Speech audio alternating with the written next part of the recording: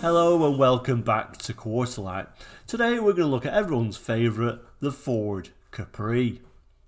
The Ford Capri was designed by Philip Clark, who also had a hand in designing the Ford Mustang. The Ford Capri was really supposed to be Europe's answer to the Ford Mustang. Now today we were going to particularly look at the Mark I Ford Capri. And the Mark I Ford Capri was first manufactured in, I think, November '68 at the Haleswood factory in the UK, and then in the next month, December '68, at the Cologne factory in what was West Germany. It was first seen at the Brussels Motor Show in January 1969 and went on sale to the public in February 1969. It was ultimately a huge success, but had very basic underpinnings. The underpinnings really was a Mark II Ford Cortina, and the engines, to make them as affordable as possible, ranged all the way to a lowly 1.3 up to a 2 litre when it was first launched. Later on, of course, there were larger engines such as a 3 litre. The brochure today is actually from 1969, so it's actually showing the first Ford Capris, and it was marketed, as you see, as the car you always promised yourself. So let's have a close look at this brochure and see what we can see. So on this front page, it's a good view, and like I say, it shows that very famous line, the car you always promised yourself. I think the Mark I is, in my view at least, the most stylish of all the Ford Capris, and it's got a lot more design elements in it. Of course, these early ones just had a opening boot, as it were. It wasn't a hatchback, even though it kind of like appears it is on there. Now the Capri, it wasn't initially going to be called the Ford Capri. During the development stage, it was called the Ford Colt.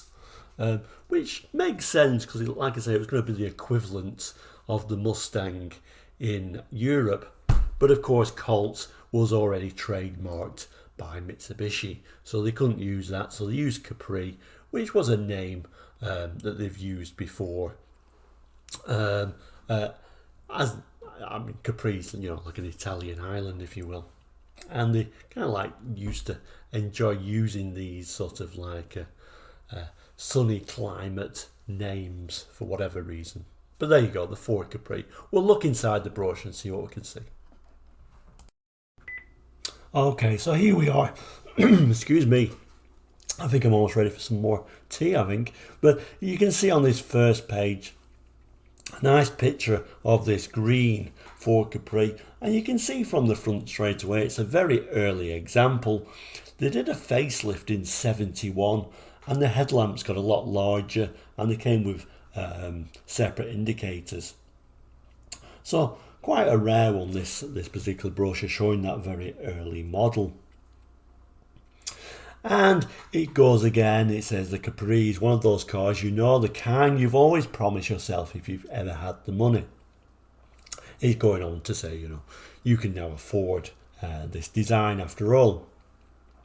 And it shows the 5 engine choices: a 1300, a 1600, the 1300 GT, the 1600 GT, and the 2 litre GT.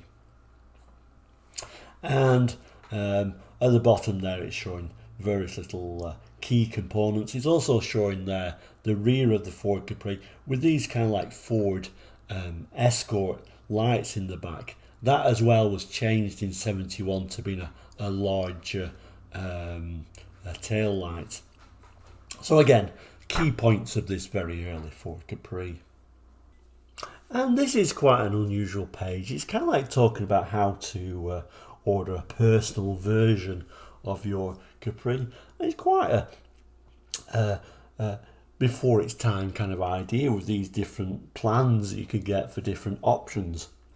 something they do with cars even today. It talks about the engine choices, the 1300, the 1600, 1300 GT, 1600 GT and 2 litre GT. And it talks about these different engines and telling us it's a basic 4-cylinder engine until you get to the 2 litre GT, which is saying is a developed version of our V4 unit. That's going to be the Ford Essex V4 that it's talking about there. Then it goes on about these custom plans that you can get and different add-ons. It talks about the Capri GT, and it says there are a number of differences between this and the standard Capri. The most obvious being the upgraded engine package and radial ply tyres. And then you get extras such as a rev counter, etc, etc. Then you can have a look at the different plans. So for example, you can get a Capri custom plan L. So you get little things like exhaust trim, locking fuel cap, wheel trims, etc. There's a Capri custom plan R, which gets things like fog lamps and kind of like this very unusual this matte black paint, which really makes it striking. And then the plan X, which gets things like reclining front seats, folding option armrests, etc. It even says you can get all 3 plans, and then you get a badge that says XLR on it. I think the idea overall is, though, to try and keep the price down so you can get a really basic version that's affordable for everyone, or you can kind of like customize it to make your vehicle your own, I guess. And like I said, I think it's a very clever plan that Ford came up with on these early Capris. Final back page for this Capri Mark 1. And interesting, it talks about this Capri selector chart, which looks very confusing at first glance. But what it's basically telling us here is there's 26 basic derivatives to choose from. And they're saying we've chosen the best value for money combinations. So the ones in red are what Ford says are the ones you should pick. So it's kind of like gone back a step from the middle page saying, oh, there's all these different options, there's so many different varieties, and then it's going back to say, hold on a minute, these are the ones we've got in stock, these ones in red, you can get them straight away. It doesn't mean you can't get the others, but you do have to do a special order. Remember, this is the first year of sales for the Ford Capri, so they didn't really have all the models to hand at the time, so they cleverly said, well, pick these because these are the best ones to pick anyway. You don't need to worry about the other models, which is a very interesting marketing ploy. So there we have it, the Mark 1 Ford Capri. The Mark 1 was finally manufactured in December 73, some of them still being sold in 74. Of course, there was the Mark II Capri and the Mark III Capri, and it soldiered on until 1986, overall selling around about 1.9 million units, so a great success. I myself had a Mark III Ford Capri, a lowly 1.6, but it certainly looked the part even though it wasn't a great performer. I bought mine very cheap. Today's prices are crazy.